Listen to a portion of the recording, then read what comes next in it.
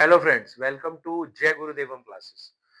दोस्तों, आज हमारा न्यूमेरिकल एबिलिटी के नंबर सीरीज का सेकंड वीडियो है। इसमें हम देखेंगे कुछ न्यूमेरिकल्स जो क्वेश्चंस एग्जाम्स में आते हैं। देखिए, कुछ क्वेश्चंस आपको ऐसे आते हैं।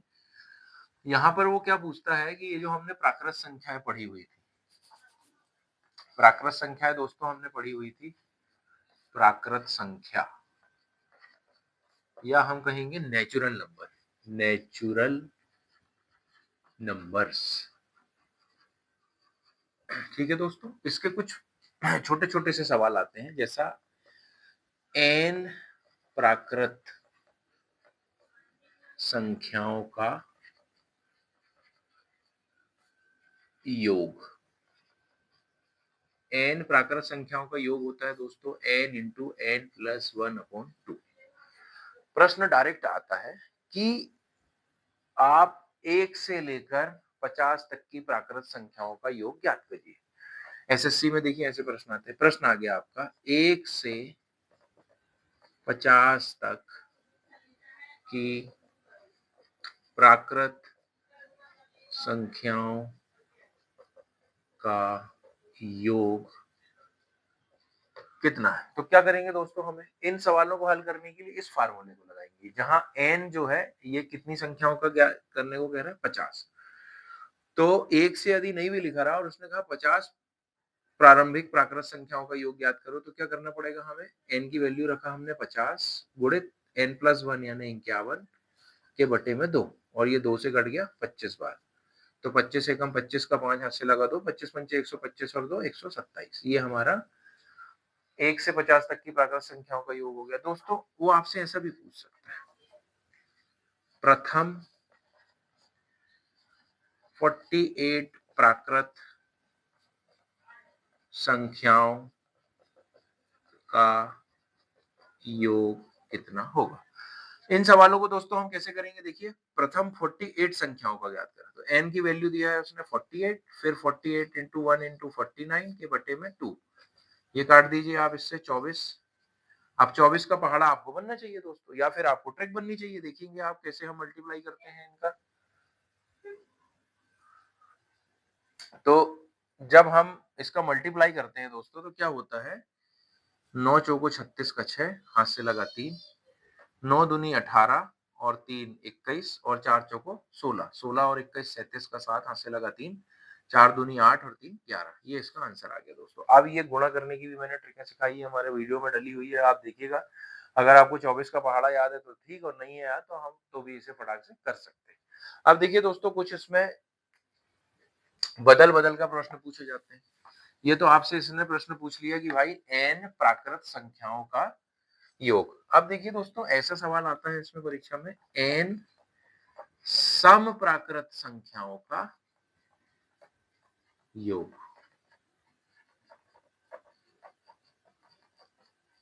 देखिए, n सम प्राकृत संख्याओं का योग। अब अभी तक n थी, अब सम यानी होता है दोस्तों इवन, इवन n नंबर्स का एडिशन। इसका फार्मूला है n इंटू एन प्लस 1। यानी अगर प्रश्न आया आपका,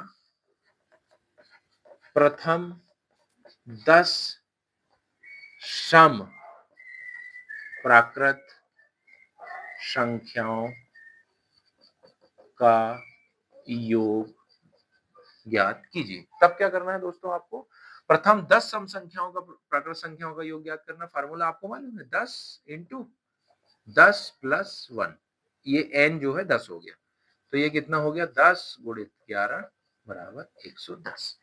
आपको दोस्तों सवाल आया कि प्रथम 25 सम प्राकृत संख्याओं का योग ज्ञात करिए। तो आपको क्या करना है, n की value 25, 25 into 25 plus 1 equal to 26। 26 ये हो गया, यानी 25 इंटू 26, 25 25 625 और 25 650। इस प्रकार से आपको परीक्षाओं में सवाल देखने को मिलेंगे। एक एक नंबर के साधारण से प्रश्न आते हैं जो आप आसानी से बना सकते हैं। देखिए दोस्तों, अब हम कहते हैं कि और किस प्रकार के प्रश्न आते हैं। ये हम बिल्कुल बेसिक से स्टार्ट कर रहे हैं, अभी हम थोड़े सरल और समझने लायक सवाल कर रहे हैं दोस्तों। एन सम हो गया आपका। अब आते हैं हम विषम में। एन विषम प्राकृत विषम को क्या कहते हैं दोस्तों? ऑड। प्राकृत संख्याओं का योग, ये क्या होता है दोस्तों? N square. परीक्षा में प्रश्न ऐसे आता है, प्रथम 15 विषम प्राकृत संख्याओं का योग ज्ञात कीजिए। तो आपको कुछ नहीं करना है दोस्तों, ये एक आपका फार्मूला एन स्क्वायर, आपको सिर्फ 15 का स्क्वायर निकाल लेना है। तो ये आ गया आपका 225। इसमें आपको बदल के पूछ सकता है, प्रथम 25 विषम संख्याओं का योग ज्ञात कीजिए। आपको यहाँ 25 लिखना है तो 25 का स्क्वायर कर दीजिए 625। इस प्रकार से आसानी से आप इन फार्मूलों को लगाकर, सिर्फ 3 फार्मूले आपको, ये जो है बहुत ही महत्वपूर्ण है, उपयोग करके आपको इन सवालों को हल करना है। देखिए दोस्तों, क्या होता है कि अब आपको छोटे-छोटे से कुछ डिवीजन के रूल्स पता रहने चाहिए। अगर ये आपको रूल्स पता रहेंगे तो आप नंबर सिस्टम में आने वाले सवालों को आसानी से हल कर सकते हैं। किसी भी संख्या को जब हम देखते हैं और हमें पता करना है कि भाई वो डिवीजन 2 से डिविजिबल है कि नहीं, तो हम उस संख्या को ऐसे कर सकते हैं कि उस संख्या का इकाई का जो अंक है वो क्या होना चाहिए? 0, 2, 4, 6, 8, यानी इकाई का अंक कैसा होना चाहिए? इवन। यदि किसी संख्या के इकाई का अंक इवन है, सम है, तो वो 2 से विभाजित हो जाएगी। जैसे कि अगर कोई संख्या लिखी है दोस्तों, देखिए 4, 8, 6, 9, 3, 6, इस संख्या को 2 से विभाजित किया जा सकता है क्योंकि इसका इकाई का अंक 6 है, जो कि सम संख्या है। इसी प्रकार देखिए दोस्तों, अब कोई संख्या 3 से कब विभाजित होगी? 3 से विभाजित होने वाली संख्याएं तब होंगी जब सभी डिजिट्स का योग 3 से विभाजित हो। जैसे कि हमने लिखा दोस्तों, कोई संख्या है सपोज 12। अब ये 12 की दोनों डिजिट का हमने ऐड किया, कितना आ गया? 3। और ये 3 के पहाड़े में आता है, 3 से डिविजिबल है, तो वो संख्या जो है 3 से विभाजित हो जाएगी। इसी प्रकार दोस्तों, कोई संख्या को हमको 9 से विभाजित करना है, तो उसकी सभी डिजिट्स का योग 9 से विभाजित होना चाहिए, तब वो संख्या 9 से विभक्त हो जाएगी। यानी 3 का और 9 का ऑलमोस्ट सेम है। इसी प्रकार दोस्तों 4 से तब होगी कोई भी संख्या डिवाइडेड जब किसी संख्या के अंतिम दो डिजिट, किसी भी संख्या के अंतिम 2 डिजिट 4 से विभाजित हो। यानी कोई भी संख्या 4 से विभक्त तब होगी जब उस संख्या के अंतिम 2 डिजिट जो हो 4 से विभक्त हो जाए। जैसे कि ये एक संख्या दी गई है, हमें पता करना है एक ही बार देख के कि ये 4 से डिवाइड होगी कि नहीं, तो बस इस संख्या के अंतिम 2 अक्षर को देखिए, 4 और 8, ये जो है 4 से डिवाइड है, 4 एकम 4, 4 दूनी 8, तो ये पूरी संख्या जो है 4 से डिवाइड हो जाएगी। ये सिंपल सा एक रूल है दोस्तों। 8 के लिए क्या है? 8 का जो विभाजन है वो तब होगा जब किसी संख्या के अंतिम 3 डिजिट्स, अब 4 में 2 थे, 8 में हो गए, अंतिम 3 डिजिट 8 से विभाजित हो, 8 से विभाजित हो।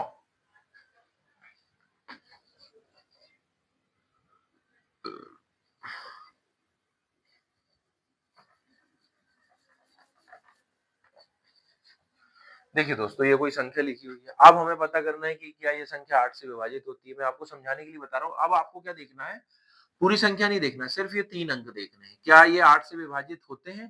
तो 8 एकम 8 बचा 4, 8 पंचे 40, ये संख्या जो है 8 से विभाजित हो जाएगी क्योंकि इसके अंतिम 3 जो डिजिट्स हैं वो 8 से विभाजित हो जाते हैं। तो ये हो गया आपका। एक है 11। 11 से डिवीजन का क्या रूल है? कोई भी संख्या 11 से विभाजित होगी, है ना? 11 से विभाजित होगी, ये वाला जो सवाल है ये परीक्षा में आता है, आपको देखना है, इसलिए बता रहा हूं। कब होगी? जब उस संख्या के सभी, अब देखिए, सम स्थान के अंक माइनस विषम स्थान के अंक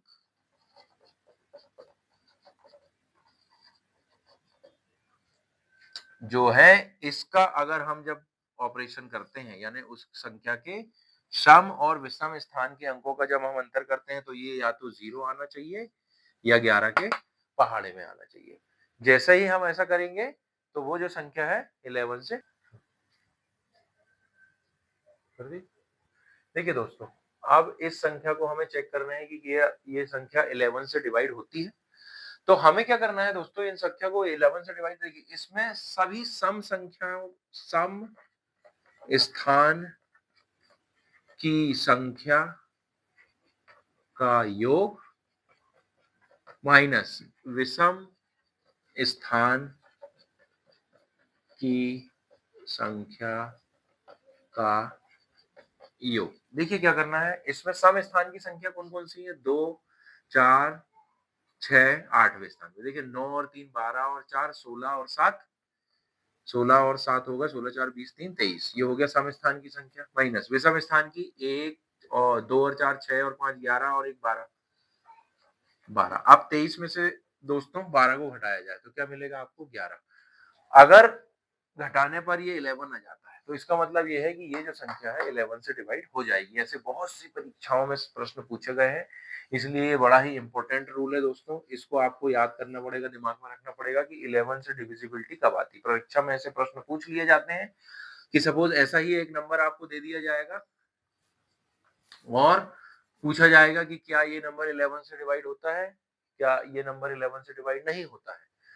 तो आपको इस प्रश्न को ऐसे अब देखिए इस प्रश्न को अपन चेक करते हैं, क्या ये 11 से डिवाइड होगा, तो 5 और 4 9 और 3 12 और 2 14। किसी स्थान पे 14 आया, ये विषम स्थानों का योग है, और 7 और 6 13 और 8 20 और 2 22। देखिए 22 में से 14 गया तो 6 और 2 8 बचा। 8 जो है 11 से डिवाइड नहीं होगा, इसलिए ये संख्या जो है 11 की डिविजिबल नहीं है। इस प्रकार से आपको पता करना पड़ेगा कि देखिए दोस्तों क्या होता है, अब कुछ डिविजिबिलिटी के आपके क्वेश्चंस आते हैं। आपको देखिए परीक्षाओं में ऐसे प्रश्न मिलेंगे, मैं आपको ये कुछ बेसिक स्तर के सवाल बता रहा हूँ। इसने प्रश्न में पूछा 7 की पावर 25 को 5 से भाग देने पर शेषफल कैसे ज्ञात करें। अब सवाल आया आपको परीक्षा में 7 की पावर 25 को आपको भाग देना है 5 से, ठीक है। देखिए दोस्तों 7 की पावर 25 को भाग देना है 5 से और शेषफल क्या आएगा। तो इस सवाल को करने के लिए देखिए अब या तो आप ऐसे कर सकते हैं, 7 को ऐसे करके 25 बार लिखिए, 25 बार आपको 7 लिखना पड़ेगा। फिर इसका कुछ गुणा होगा तो एक डिजिट आएगा। फिर इस डिजिट को आप रखिए, इसको 5 से भाग दीजिए, फिर यहाँ कुछ क्वोशिएंट आएगा और फिर आखिरी में यहाँ पर कुछ रिमाइंडर आएगा। तो आप इसको करिए तो पता चला पूरे पेपर में आप ऐसे वाले 2 ही सवाल बना पाए, आपका टाइम खत्म हो गया। तो अब इस प्रकार से हम इसको नहीं हल कर सकते। तब हम क्या करेंगे इसको हल करने के लिए? दोस्तों हम क्या करेंगे, सबसे पहले एक बार 7 लेंगे हम। कितने बार 7 लेंगे? एक बार। और उसको 5 से भाग देंगे। तो अब रिमाइंडर जो है हमारे पास में, रिमाइंडर जो है, जो हमारे पास शेषफल है वो कितना आया? 2। ठीक है। एक बार भाग देने पर शेषफल कितना आ रहा है? 2। अब 2 की पावर क्या है? 25 है हमारे पास में। तो अब देखिए दोस्तों हमको क्या करना पड़ेगा, 2 की पावर 25 है तो 2 की पावर 1 को लिखते हैं 2, 2 की पावर 2 को 4, 2 की पावर 3 को 8, 2 की पावर 4 को 16 और 2 की पावर 5 को 32, 2 की पावर 6 को 64। दोस्तों ऐसा नहीं लिखना है, मैं आपको समझाने के लिए बता रहा हूँ। क्या करना है, 2 की पावर 1 जो होती है, इसको हमने क्या लिखा? 2। 2 की पावर 2 होती है, इसको लिखा 4। 2 की पावर 3 होती है, इसको लिखा 8। 2 की पावर 4 होती है, इसको लिखा 16। 2 की पावर 5 होती है फिर 32। 2 की पावर 6 होती है 64 और ऐसे बढ़ते जाएंगे। तो देखिए दोस्तों कुछ पैटर्न आपको यहाँ पर दिखाई देगा।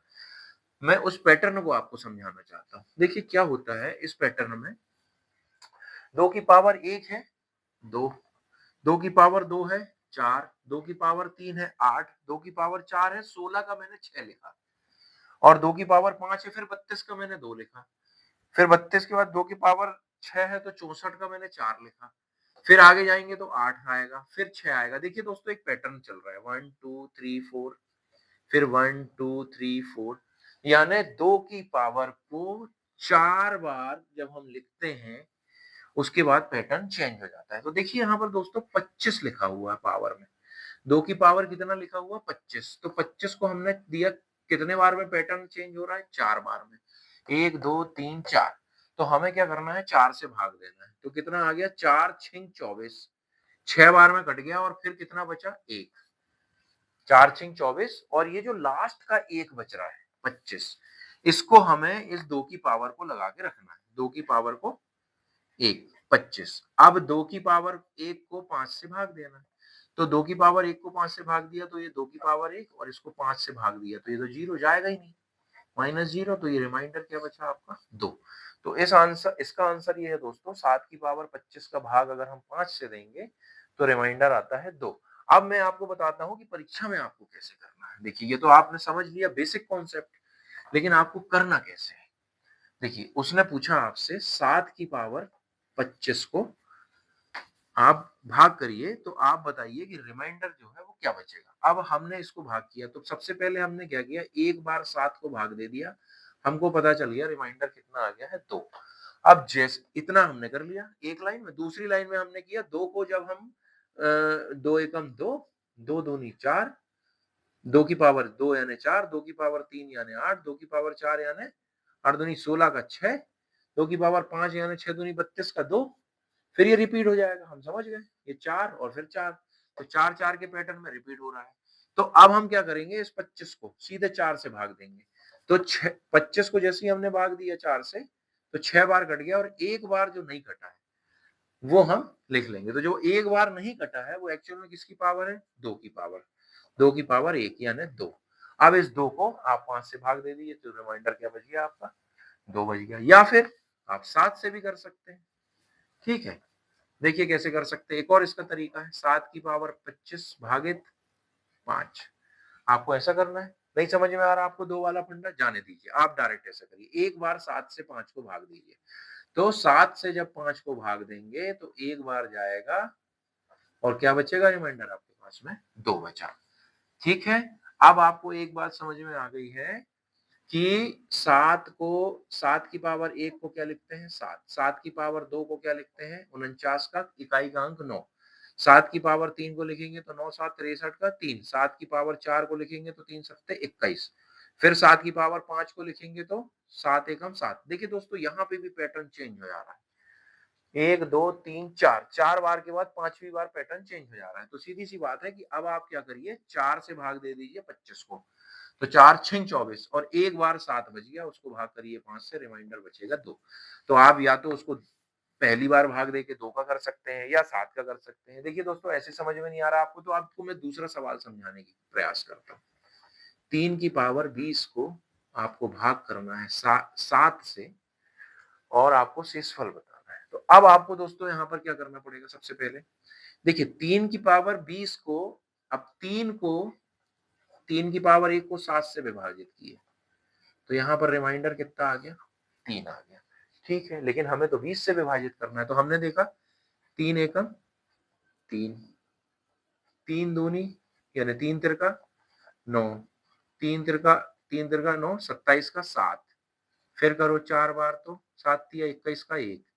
फिर करो आप 5 बार तो 3 एकम 3। फिर आप 6 बार करो तो 3 तिरका 9। देखिए पैटर्न रिपीट हो गया। 1 2 3 बार के बाद फिर ये पैटर्न रिपीट हो रहा है।